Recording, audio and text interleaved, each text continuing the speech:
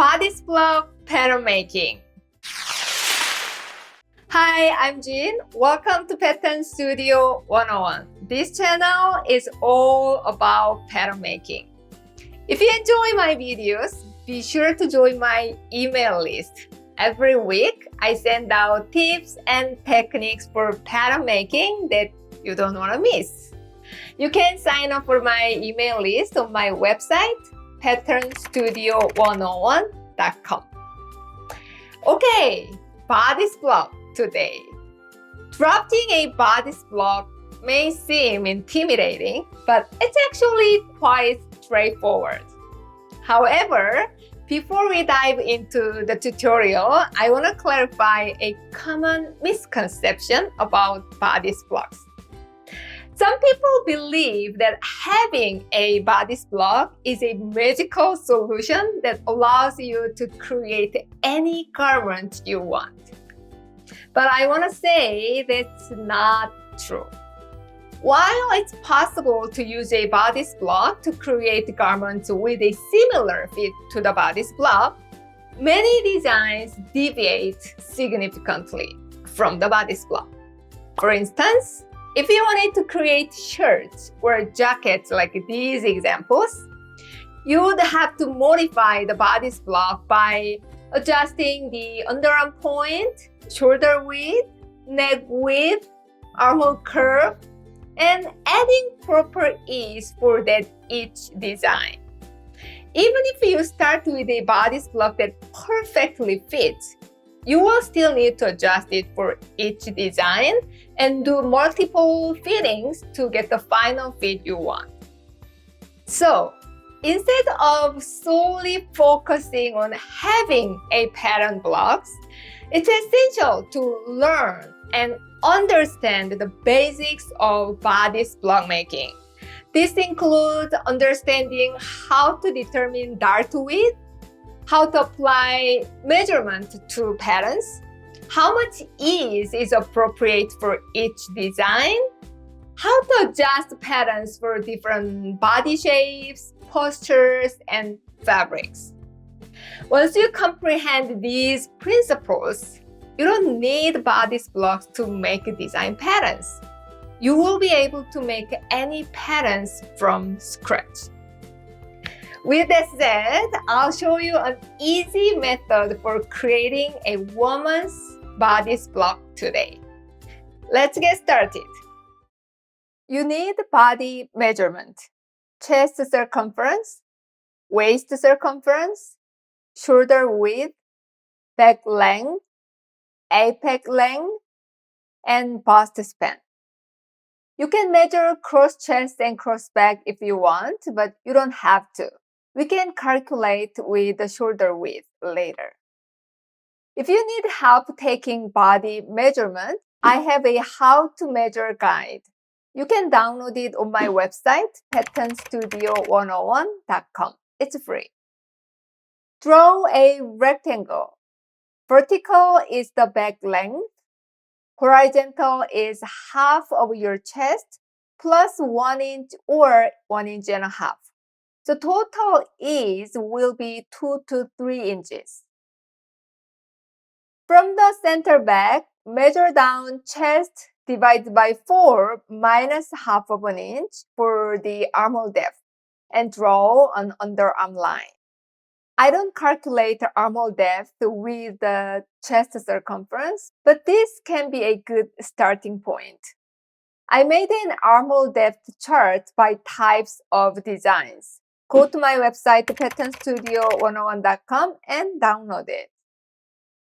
Find a midpoint on the horizontal line. If you draw a line here, then the front and back chest will be the same, right?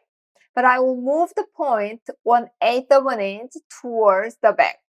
So my front is a little bit bigger than the back. Depending on the cuff size, you can make an even bigger front than this. Draw a side seam. Let's draw the back. From the center back neck point, measure chest divided by 12 and divide this by 3 and go up the same length. And draw a neckline. From the center back neck point, measure half of the shoulder width. Go down 3/8 of an inch. Connect the high shoulder point. We're going to have a half of an inch width dart on the shoulder. So extend the line by half of an inch. So this is now the shoulder point. From the shoulder point, measure in half of an inch and draw a crossback guideline. You can draw an armhole curve. The armhole curve will touch the crossback line around halfway. To draw a shoulder dart, find a midpoint on the shoulder and find a midpoint on the underarm line, half of the crossback. Connect 2 points. The dart length is about 3 inches. Mark 1/4 of an inch on each side. Make a dart. The width is half of an inch, right? To true the shoulder seam, lengthen the dart legs by about 3/16 of an inch. True the shoulder line. Watch my video episode 20. I explained how to draw a dart properly. The link will be in the description box. Determine how much you want to take out at the waist. For example, if the chest is 35 inches and the waist is 27 inches, the difference is now 8 inches. Then you're going to take out 4 inches here because it's a half body. You can take out the same amount throughout all the darts, back, front, and side seam. But because it's a woman's body, you might want to take out a little bit bigger at the front, like this. You can adjust the portion according to the cup size and when you do fitting. Once you determine the dart width, draw a straight line from this midpoint and draw a back dart. Lengthen the dart width about 1/8 or 3/16 of an inch and through the hemline. And draw a side seam. You already know how much you want to take in, right? The back body is done. Let's draft the front. Measure chest, divide by 12 on both vertical and horizontal lines. And draw a neckline. From the center front, measure half of the shoulder width. Go down 1.5 inches. When you compare the front and back shoulders, they can be the same angle or the front shoulder can be a little more sloped. Draw a shoulder line. Measure the back shoulder length without the dart and find the same on the front shoulder. For the cross front, from the shoulder point, go in 3/4 of an inch. This is good for the cross front. You can revise when you do fitting. Draw an armhole curve. The armhole curve touches around a 1/3 point of this guideline. Let's find the apex. From the center front, half of the bust span, from the high shoulder point to the apex. So this is the apex. From the apex, draw a guideline to the side seam and the waist. At the side seam, half of an inch on each side. I'm making a 1 inch width dart. The bigger the cup size, the larger the dart width. So you can make a bigger dart or a smaller dart depending on your cup size. We're gonna lengthen the front body at the hem by the same amount of the side dart, whatever your dart width.